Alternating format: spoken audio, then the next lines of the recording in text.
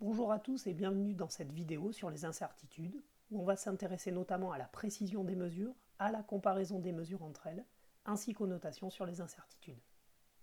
On va prendre l'exemple de la mesure d'une résistance, où on va avoir deux mesures donnant une valeur identique, 10 kΩ, avec une incertitude différente. Dans le cas de la première mesure, la valeur vraie de la résistance se trouve dans l'intervalle 9 kΩ, 11 kΩ.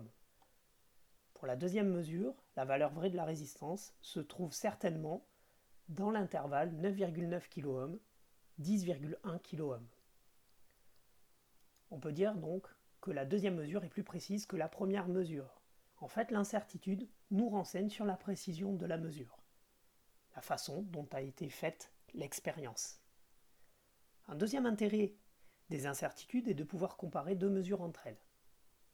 On va prendre ici la mesure d'une résistance qui va être mesurée deux fois avec deux mesures indépendantes. La première mesure ici, dans cet exemple, nous donne 9,20 kΩ plus ou moins 0,5 kΩ et la deuxième mesure nous donne 10,2 kΩ plus ou moins 0,80 kΩ. Si on trace ces intervalles ici dans un axe gradué représentant les résistances, on a recouvrement des deux mesures. On dit alors que ces deux mesures sont cohérentes. Dans le cas contraire, où on aurait deux mesures avec des intervalles disjoints, alors les mesures seront incohérentes. Qu'est-ce qu'il convient de faire dans les deux cas? Dans le premier cas, si les mesures sont cohérentes, il faut l'écrire en conclusion dans votre compte-rendu. Les mesures sont cohérentes. Vous pouvez donner éventuellement la méthode qui va vous donner la mesure la plus précise. Si jamais les deux mesures sont incohérentes, il va falloir préciser le biais éventuel, c'est-à-dire pourquoi ici les intervalles sont disjoints. Il ne faut surtout pas marquer que cet écart est dû aux incertitudes, puisqu'elles doivent être prises en compte dans l'écriture de vos mesures. On va terminer cette vidéo sur la bonne écriture des incertitudes. Une incertitude doit s'écrire avec deux chiffres significatifs, c'est-à-dire qu'on va toujours conserver deux chiffres significatifs pour l'incertitude.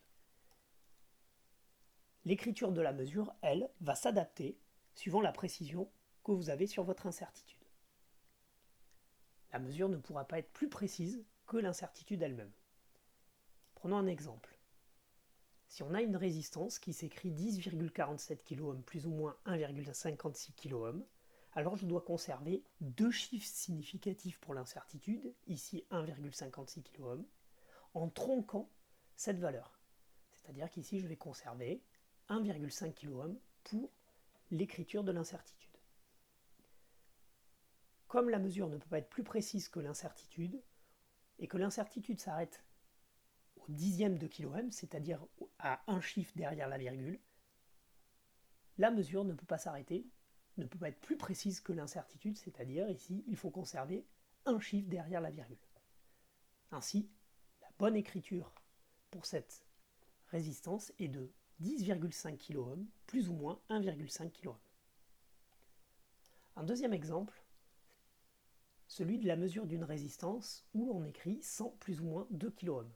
Comme on doit conserver deux chiffres significatifs sur l'incertitude, on va écrire l'incertitude non pas 2 kΩ mais 2,0 kΩ. Et comme l'incertitude s'arrête au dixième de kΩ, vous aurez ici une écriture de la mesure qui va s'arrêter au dixième de kΩ également, c'est-à-dire que la bonne écriture sera 100,0 plus ou moins 2,0 kΩ. En conclusion, on a vu la notation des incertitudes ainsi que le nombre de chiffres significatifs que l'on devait conserver pour l'incertitude et comment on devait adapter l'écriture d'une grandeur.